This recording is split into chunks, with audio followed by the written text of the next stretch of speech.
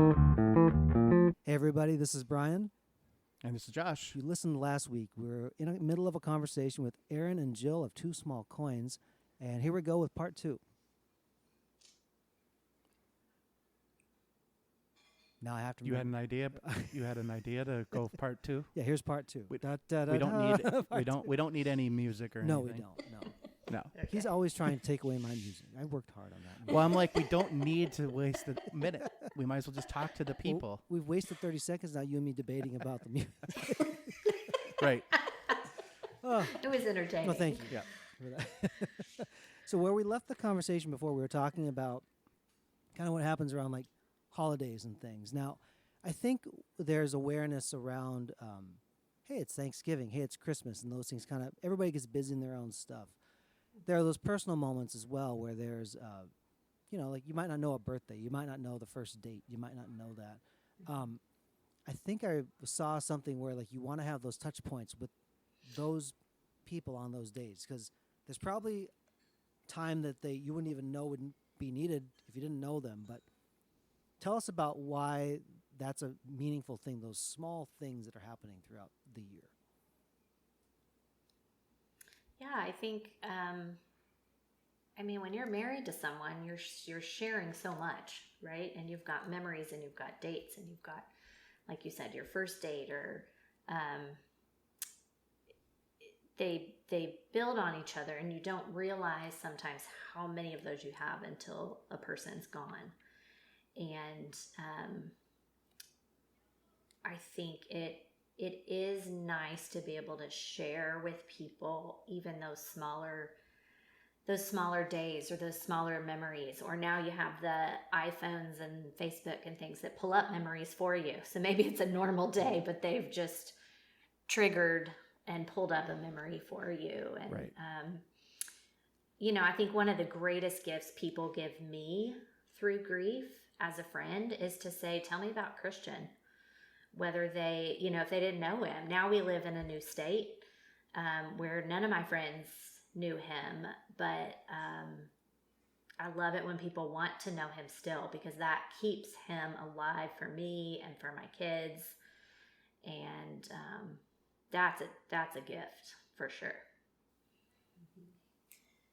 Yeah, and we just want to kind of make sure that the widow who's going through her grief understands that it's okay if,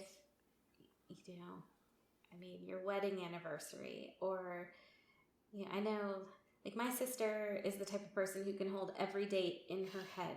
She remembers the day that all of my grandparents passed away. She remembers every date of everything, and I'm not great with that. So but your own personal date is always going to be a big day for you. Right. And we want to make sure that, again, we provide that comfort of knowing, like, okay, we see you. We know that this day is special for you, even though if it's just a random Wednesday for the rest of the world, it still matters to you, and that means that it's important. Sure. So, can you tell us a little bit about, like, your actual, like your nonprofit, like Two Small Coins? I know you're telling us now, like, what you're doing and everything like that, but are you guys, like, how many of you are there that work? Are you just the two of you, bootstrapping this up right now and getting it going? Or are you enlisting family and friends? How are you doing this? That's a very good question. Some of both. Well, that's what Brian and I do with this. So this is great though. Yeah. We're very new. We're in the first year of right. this. We're official. We're a 501c3. But it is just Jill and I. We have 2 board members who are from our widow support group here. So we've got a really solid group of women who have walked this journey that are pooling our resources to run this. And yeah, we're in the midst of fundraising, volunteer raising. We put our idea for the Hope Stockings just out into the world, and we had a community member jump on it, and she hosted like a sewing shower. Oh, and great. There were maybe 12 ladies who brought their little sewing machines, and we brought fabric, and we cut, and they sewed all night, and I think we're up to like 140 stockings right now that have already been sewn. Okay. And it was important to us. We wanted to have them be handmade, like special made for you for when the widow opens it. So that part of the initiative is going strong. We just started fundraising just last month. That's going fairly well. So for right now, it's us. We're going out and talking to churches, and we just spoke to our local county school counselors just to let them know that we're here as a resource if they have a family in their school that needs us. And we have lots of other big plans. Right. So you're touching a lot of different things right now, but you're really focused on the stockings, which is great. Yes. How can, I know like we'll touch on this later, but how can people like me and Brian help you? Like, would monetary donation be the best thing, or because we don't live near each other? So, what if somebody's listening to this wants to help? What's their best way to help? Yeah, I think for us, prayer and thinking about the widows that are here now, and the ones that are still yet to come. And that's something we always have in our mind, that there are widows here to support now, and there's always going to be new ones. So just bathing those people in prayer already is always the first thing I would say. The second thing I would say is monetary donations are super helpful. As we gather the items that we've picked to go in each stocking, with Christmas coming, that's a big push right now. What else would you say? And I think what we love about the stockings is that even if you're not local to us here, we can still provide a stocking anywhere. Yeah. That's a great point. I was going to actually ask that. Like, are you guys? Yes, we will ship to wherever they need to go. Our mission is really just to bring comfort on Christmas morning to as many widows as we can. And I'm sorry. No, that's okay. Right now, the stockings cost $100 for each stocking. So if you wanted to buy a stocking for a widow, it would be a $100 donation. What else? Yeah, I was just going to say, our goal is to send 100 this year. We have over 100 made of stockings. It just depends on how much fundraising we can do and how many we can stuff. And obviously, it's not just a 1-year thing. Like, you guys are going to do this every year, so it's not like going to go to waste on anything. It's not going to go to waste, absolutely. Right. And yeah. So let's talk about what fits into a stocking. It'd be great if you could fit a new car into a stocking, but not quite the key. Yeah. I tried, Brian. She said no. It was a little much. If we could, that'd be great. Let's talk about like small business owners, or talk about big businesses, right? We don't have to talk about that. The people that make goods and things that you can put into a stocking, right? Tell us what makes a good stocking stuffer. If you say, like, I have things that could contribute, what are the types of items that you think would be most meaningful to fill these stockings with? Yes, that's a very good question. That's a good question.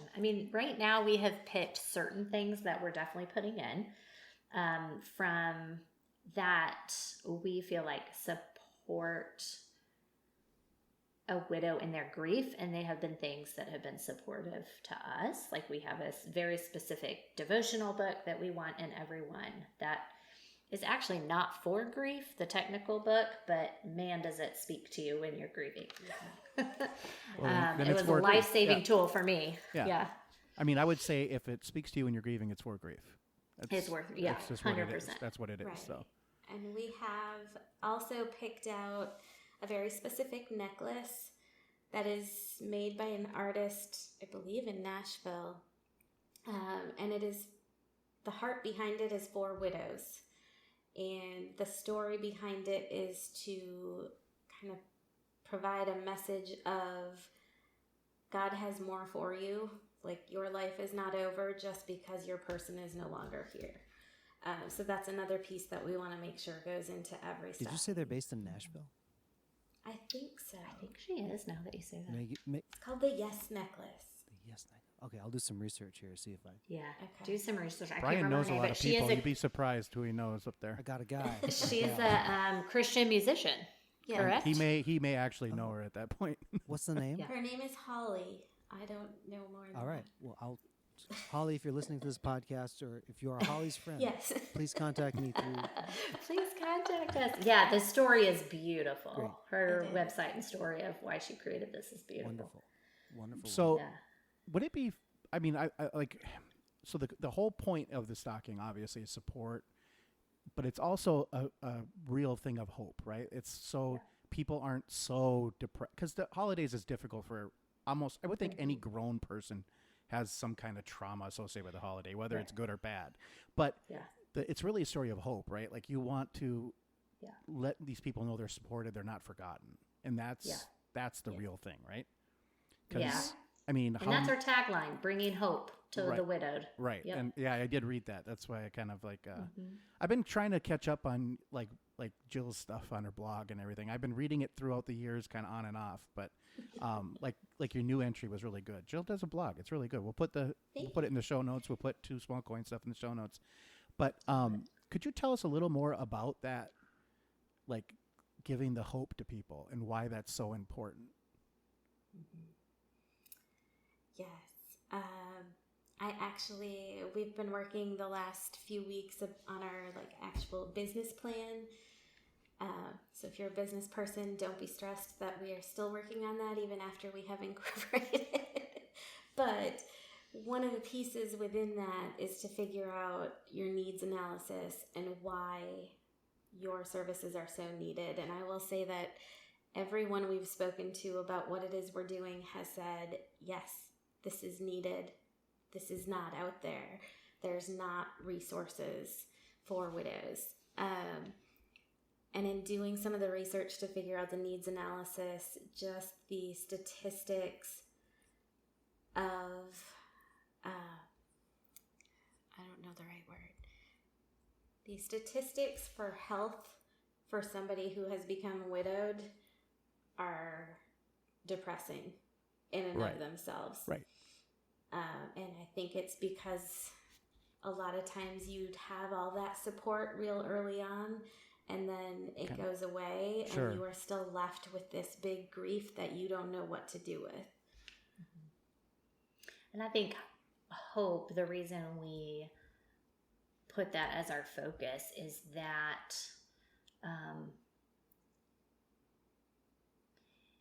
I think hope is something that can keep you going.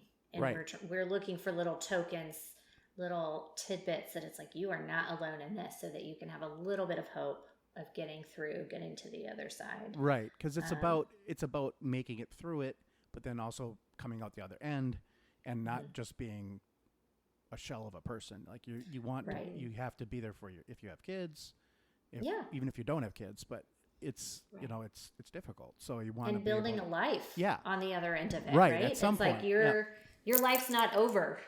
Well, which is part of that yes necklace story. Like, say yes to life. Like you've got more on this earth to do, and keep going. And I think we've cheer you on and support you. And I think we've all had bad stuff happen. And like sometimes I think some people, like, it's not even like a why me feeling, but it's like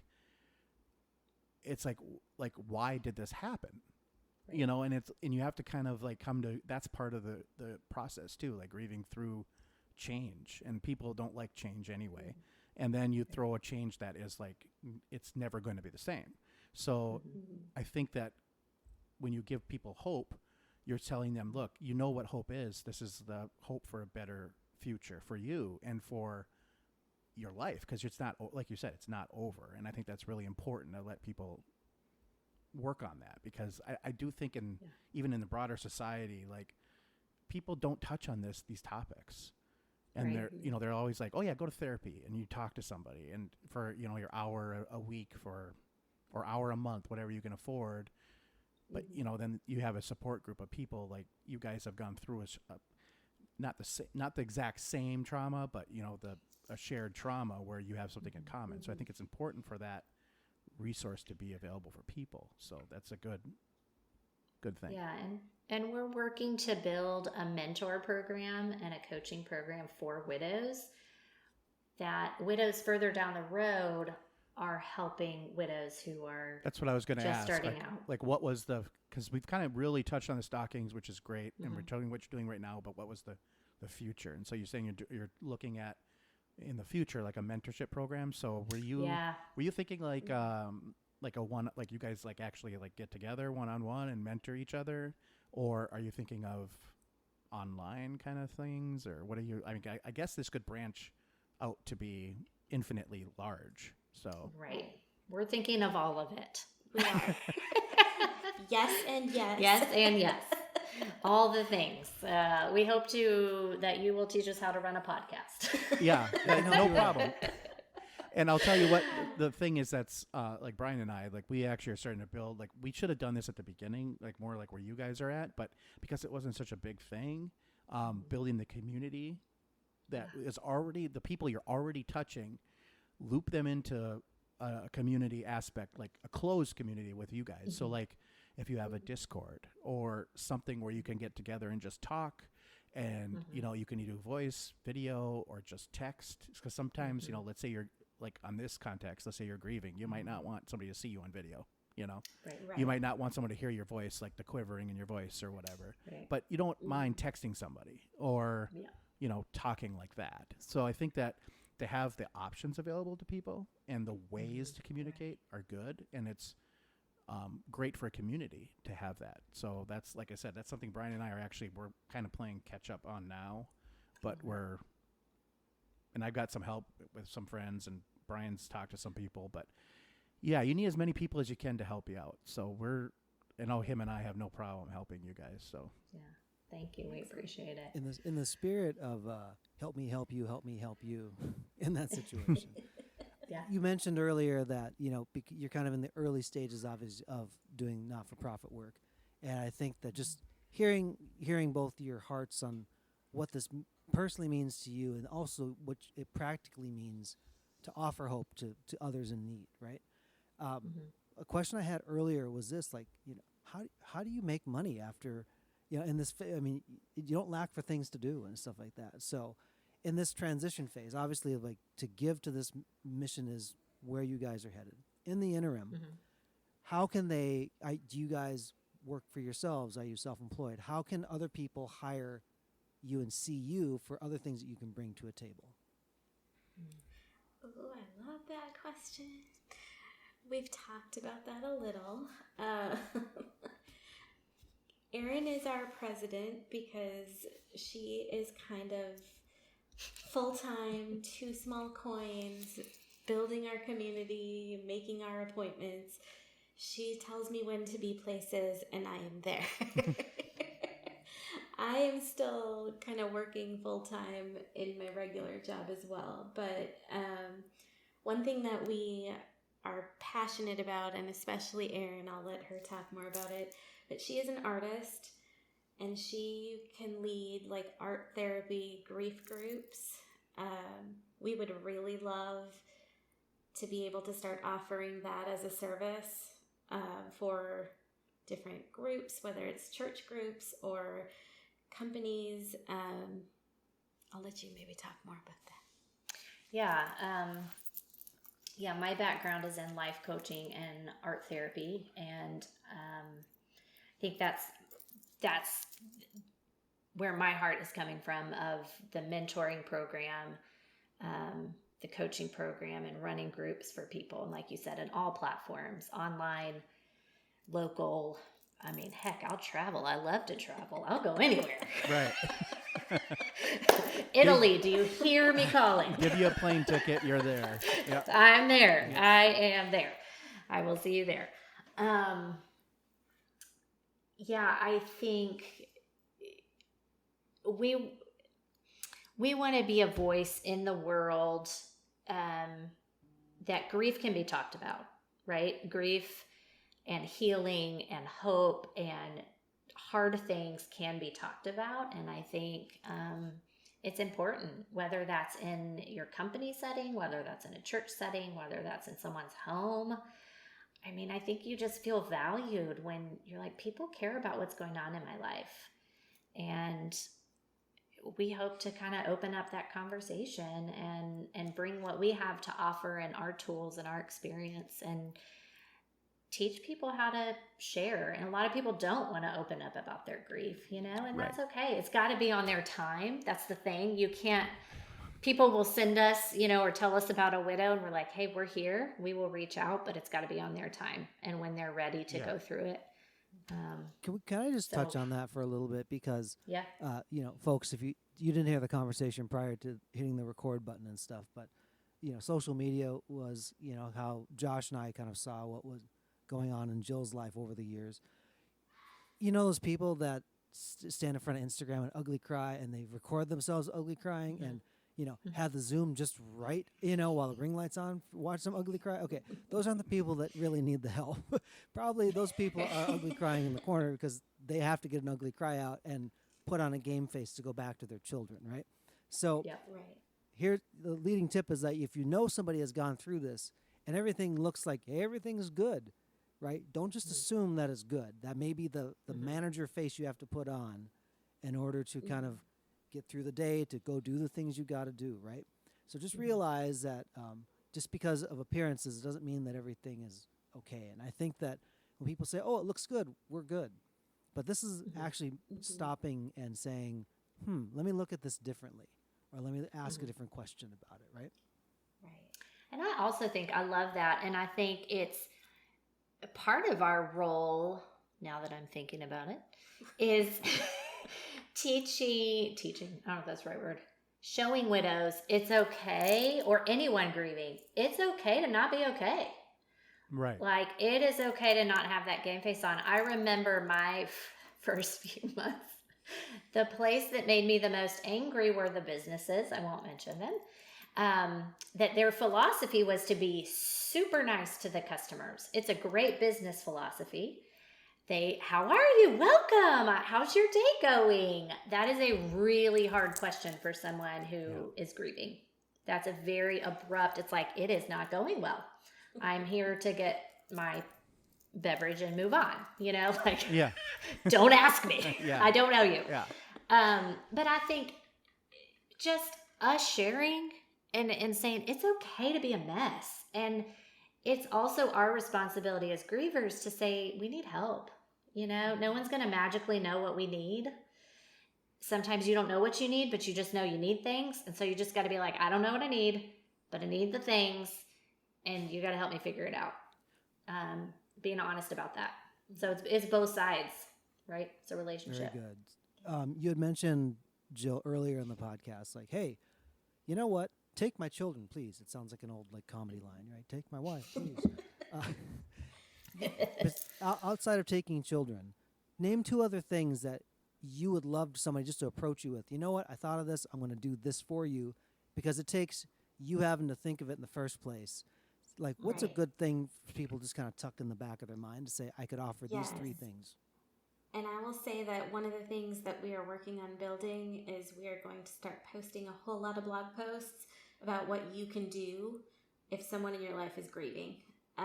Some of these real concrete, like, hey, remember this in the future if you happen to know somebody who needs it. But I think one of our very favorite stories was one of the widows in our support group said that right after her husband passed, she had a friend who texted and said, Tuesday morning, all your laundry on your front step. Wednesday morning, it will be back, folded. And because it was done through the front step, the widow never had to be ready. She never had to engage in conversation she didn't want to. And yet the laundry was done. I think that's amazing. I think I've seen other people too who have done, now that we live in the world of DoorDash and everything. Everything, not contactless. Yeah. And I love it. I know. But, I've read stories of people who have ordered groceries for a friend 2 states away. And, what do you need from the store? I'm getting it for you. And or just send a bag of groceries. Yeah. One of the things that we wanted to do this past year, and we kind of ran out of time, but we hope to do in the future is, the night before Mother's Day, drop a little bag of something for mom to do with her kids the next day. Whether it be like a bunch of ice cream supplies and a movie, pancake mix and a puzzle, just something so that she doesn't have to think about what she's going to go get in order to try and create a memory with her children. Yeah. That's I good. love that. Yep. It's a lead time thing, because I would imagine that your brain starts to engage. Oh, it's coming up on Mother's Day. I should probably start thinking about that. And then But you don't think about it. in your world, you need to think about that like 7 or 8 months ahead of time. So, because if you've got 100 or more Yeah. people Right. Yes. that you're Yeah. trying to do, that's a lot of coordination. And I do a lot of logistical stuff, and I know that's coordinating people is a lot like herding cats. It's a very difficult thing to do, and like, but at least when you have concrete like days, like, if like Mother's Day, Christmas, Right. Father's Day would be a big day, like Yep. all that. I mean, okay, I have to be ready here. So by this date, I have to have this ready. I need to have this. I got to have this. So I could see that, you're going to have a lot of work. Yeah. We're ready. Yeah, you definitely are ready. You are ready. You guys are ready. So Let's do it. By the way, Jill, you never did say what you did full time. So are you like contractable? Do you work for a W-2 situation? What do you do? No, I wish that I could be.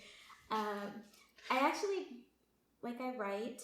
I'm a technical writer for a corporation. So, okay, Yeah. The goal is that Two Small Coins is our full-time job. Yeah. That we don't want there to be enough need for it. Sure. Unfortunately. well, the reality is the need is already there.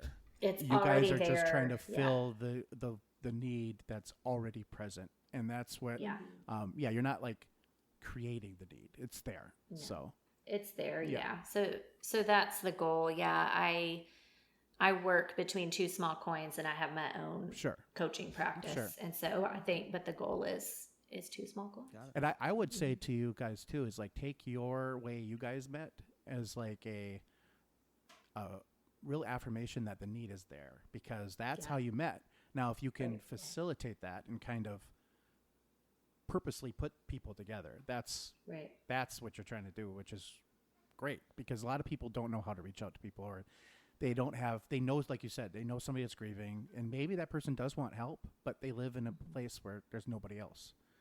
Right. Or how hard it is to talk to your family about stuff like that. Like, so Right. it'd be great to have, somebody else talk to them, which would be one of you Right. guys or somebody that Exactly. works with you. So Exactly. And we love that in this day and age, technology can right. bridge those gaps, right? Yeah. Bridge the distance. And social media, with all of its bad things, it's still good too. And so you gotta keep using, like even like you said, you send the groceries. That's that's a great thing about the internet. It's like Right. I can go Right. log on and send groceries to somebody that lives in California. So So also great for community. if somebody were to fill your guys' stockings, right now you're doing this whole thing. So like, boy, besides the new car that's like in there, like, what are some of the things going like, man, I just need me some of that, because let people know what's on your guys' list of like, man, I wish somebody would just do this, or I would love this kind of thing. Gosh, I don't know. Take my children, please. That's a good question. I'm like, I'll take every art supply known to man. Like, just stuff it. Like, my mind went somewhere altogether different. I desperately need good sharp knives. Ooh, I want plane tickets. Oh. We want plane tickets somewhere. Let's really You dream can't bring big. the knives on the plane, Jill. I'm just telling you. Oh, okay. Yeah. I'll leave them at home because I desperately need them. But Yeah. Hmm. It's a great question. I don't, I think, I will say the one thing that she put in my stocking last year was one of those wine glasses that you leave in the freezer. Oh yeah, I've seen And those. it's just perpetually cold. It's so good. it's so good. It's so good. I had a beer glass. Like It's that. just ready at any moment. 9 a.m. is calling. Suddenly. And I had a beer glass like that. It was actually kind of awesome until it just broke. It broke one day, but oh, bummer. Yeah. yeah. So that's good. Yeah. Well, ladies, tell us, tell the listeners and everybody how they can kind of find out more about you if they want to go search the web and do things like what's the best way for them to kind of learn what you're about and help support you. Thank you. Yeah, you can find us online. Our website's twosmallcoins.net. We're on Instagram and Facebook at Two Small Coins Inc. And I mean, here's my cell phone is out there, 626-487-8246. Text me. That's a bold move. That's a bold move. But like literally, we have our our personal emails and our phone numbers. So would the best place just be go to your website? Go to our website. And everything yeah. is indexed there for them, and they Yes, can get a hold of you. And We have a lot of big plans. Again, we're just getting started. So really the best way, we did add a link now to a form to submit your widow's name for a stocking. Mm-hmm. okay. But if that's too much or too confusing or you're not sure of the information, send us an email. We are more than happy to try and get directly in touch with them to kind of see where they're at and if they're ready to talk to us or if they just need a card so that they can call when they become ready. Okay. We really want to make it clear that we are not going to be like bombarding them, like talk about your grief, Right. share with us. Right. That's not who we want to be. And that's not helpful, though. Um, Yeah, because if they're not ready to receive the help, right. that it's just not going to be helpful. And some of the help that we are doing, some of the services we're providing, which we're starting in our local area in Georgia, but we hope to expand everywhere, is practical stuff like my car broke down, my plumbing is off. Like we're trying to connect widows with people they can trust to get that kind of work done that you may not know the resources. And so we're looking to spread that kind of help too. So, but yeah, reach out. And I would say that's another big push other than the stockings is send, if you have someone that you want a stocking sent to, go to our website and fill out that form because we're collecting names as we speak and building our list of who's going to get a stocking this year. And it's exciting. Okay. Wonderful. Yeah. Let's put a comma here in the conversation, folks, and hopefully this won't be the last time we talk to Erin and Jill ever. And if you know somebody that could use the love, care, and support, please go to their website and put their name in, and keep hope alive, and just by doing these small things to keep that front and center. So until next time, this is Brian. And this is Josh. For Curiosity. This is Erin. Thank Yeah. you. Oh, I thought you pointed to me. No, I Sorry. did. I'm sorry. He did. We're going to pretend we edited it. Until next time, this is Okay. Brian. This is Josh. This is Erin. And this is Jill. Thanks for tuning in, folks. Okay. All right, mark the clip there. Should I play the theme song out, Josh? Or do you want No, to don't worry about it. All right, cool. I just marked it. Should I stop recording? Yes, please. All right. Josh is like, no. Oh, wow.